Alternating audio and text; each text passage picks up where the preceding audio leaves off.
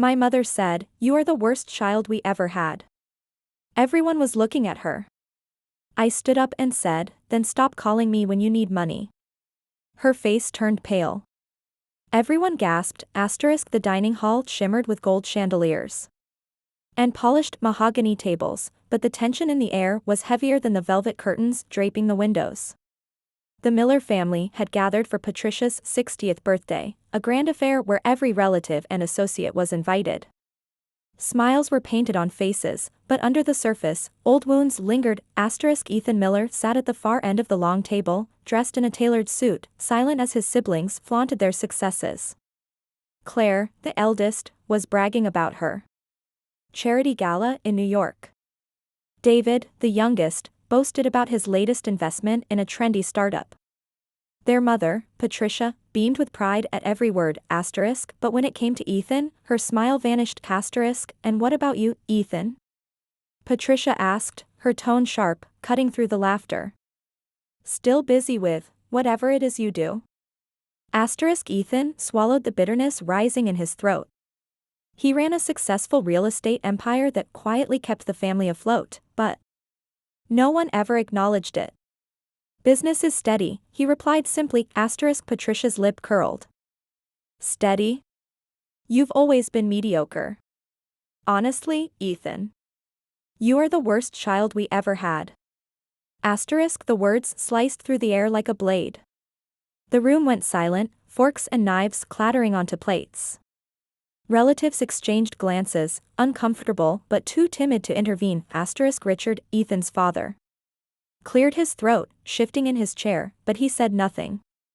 Claire smirked faintly. David looked down, hiding a laugh. Ethan rose slowly from his chair, his tall frame commanding attention. He picked up his glass of wine, holding it steady as his eyes met Patricia's across the table. Then stop calling me when you need money. Gasps erupted around the room. Patricia's face drained of color, her painted lips parting in shock. Even Richard's eyes widened. Claire's smirk faltered. David sat frozen, caught in the crossfire. What did you just say? Patricia's voice trembled, though she tried to mask it with fury. You heard me, Ethan said calmly. Every time the family is in trouble, every time one of you overspends, every time David gambles away his allowance or Claire's charity runs out of funds, you come to me. But in front of everyone? I'm the worst child. I'm the disappointment. The whispers began immediately. Relatives leaned closer, scandal lighting their eyes. The carefully constructed image of the Miller family was cracking. Richard stood abruptly, his face flushed. That's enough, Ethan. No, father, Ethan shot back. It's about time the truth came out. I've been paying the debts, covering the scandals, keeping this family's name intact. And what do I get in return? Insults. Exclusion. Laughter. Patricia tried to interject, but her voice broke. You're lying. Ethan tilted his head, his gaze unwavering. Am I? Shall I pull out the bank transfers? The contracts? Or maybe you'd prefer I tell everyone about the time I bailed you out of foreclosure 3 years ago, mother? The color drained completely from Patricia's face. Claire stiffened, panic flickering in her eyes. David swallowed hard. For the first time in his life, Ethan wasn't invisible.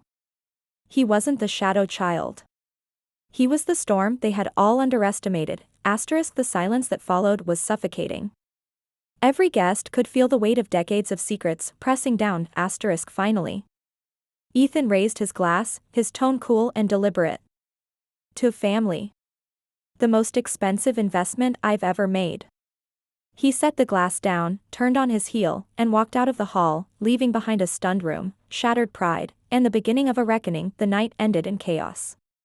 Relatives whispered as they left, scandal written all over their faces. The Miller family's carefully guarded reputation had cracked open for all to see. Richard excused himself early, retreating to his study with a look Ethan had never seen before. Doubt. Claire and David slipped away like frightened children. Avoiding Ethan's gaze, but Patricia, she lingered. Her eyes burned with fury, her voice a sharp whisper when she cornered Ethan near the staircase. You humiliated us, she hissed, her nails digging into her wineglass. Ethan met her gaze evenly. No. I told the truth. Her lips curled into a bitter smile. This doesn't change anything. You'll never be one of us. He laughed softly, shaking his head. You're right. I don't need to be one of you. I've already surpassed you all. Patricia flinched, but said nothing more. For the next week, the house buzzed with tension. Richard barely spoke, spending hours locked in his study. Claire cancelled appearances, suddenly too quiet. David avoided everyone, hiding in the garage with his car collection. And Patricia, she avoided Ethan altogether. Until the call came. It was David who broke the silence one evening. Ethan. Father wants to see you. In the study. When? Ethan entered. Richard sat at his desk, his hands clasped tightly, eyes unreadable. Is it true? He asked finally. Did you save this family with your money? Yes, Ethan replied simply. Richard exhaled, sinking into his chair. Why didn't you tell me? Because you never wanted to listen, Ethan said quietly.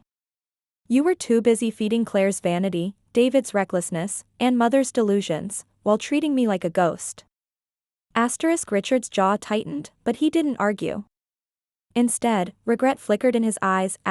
Michael, he began, catching himself before correcting Ethan.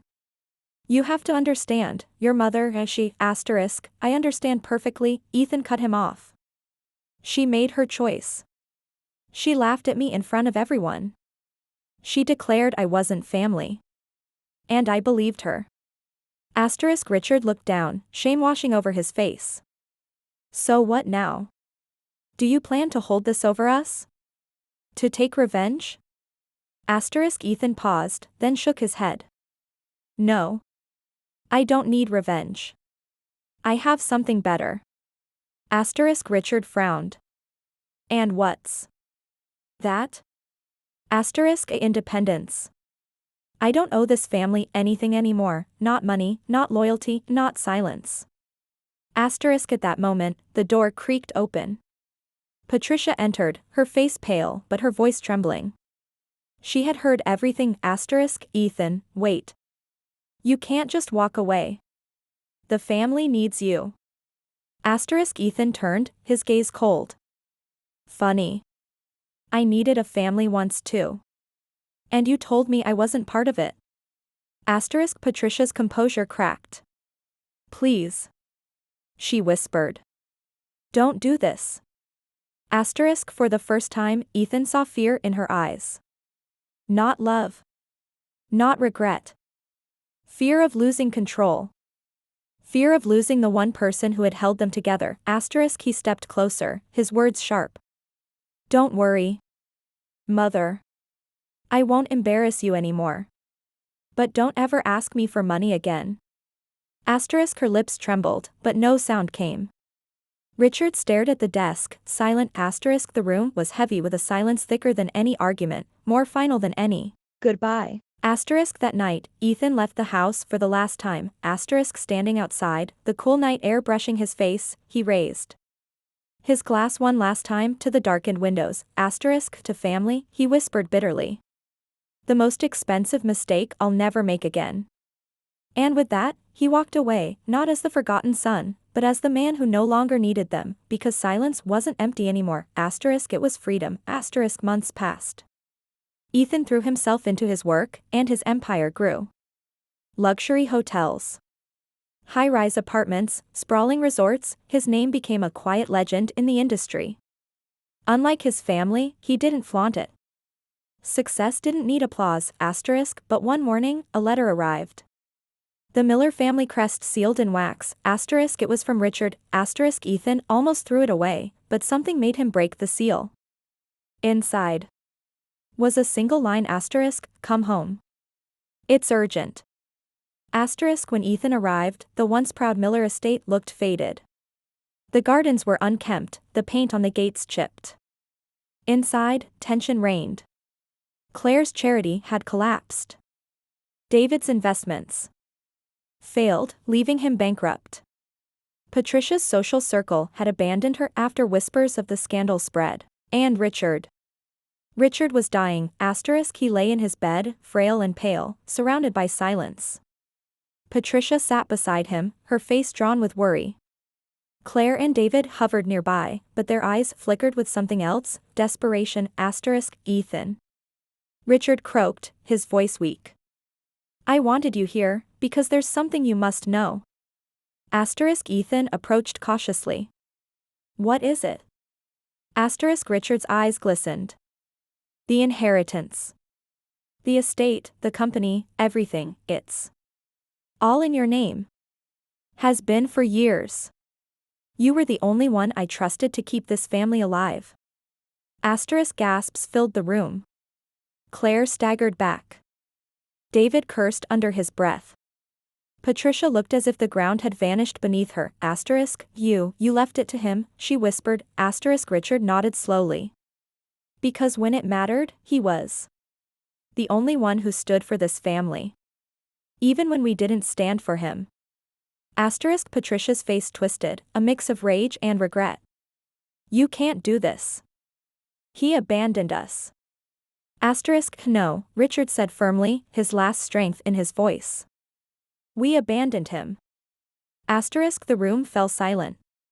Ethan's heart pounded, but his expression remained unreadable, asterisk 4 years, he had been there. Scapegoat, their shadow. Now, in the end, the truth was laid bare, asterisk Patricia tried to grab his hand. Ethan, you can't just leave us like this. We need you. Asterisk Ethan pulled his hand away. You needed me when you mocked me, when you called me the worst child, when you said I wasn't family. Now. You don't need me. You need what I provide. Asterisk Claire's voice cracked. Ethan, please, asterisk he shook his head. No. I'm done paying the price of blood. The estate, the wealth, it doesn't erase the years you cast me aside. I'll take what's mine. But you'll never have access to it again.